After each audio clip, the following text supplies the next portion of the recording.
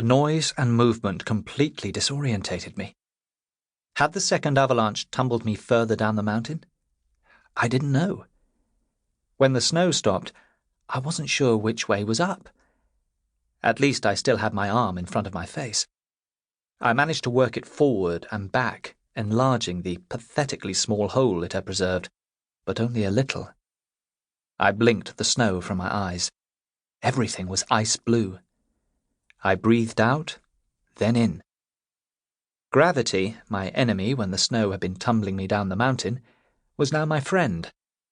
I let a trickle of spit dribble out of my mouth. It slid down my chin. I hadn't been turned over then.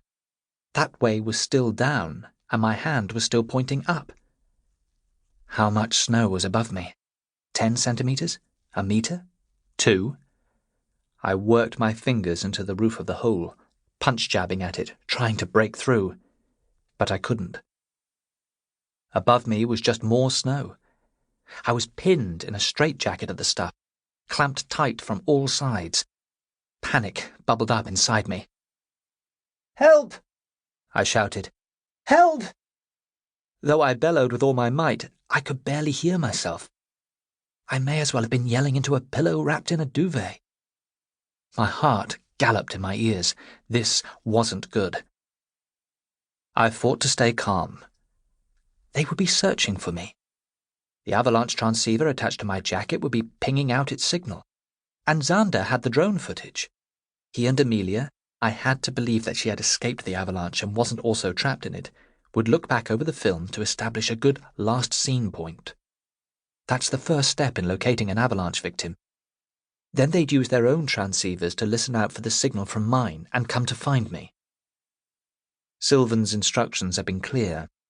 Searchers should sweep the debris field in quick zigzags until they pick up a signal.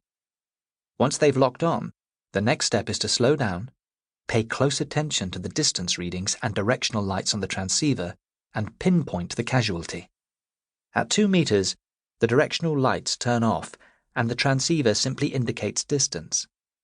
You have to look to find the lowest number, or burial depth as it's known.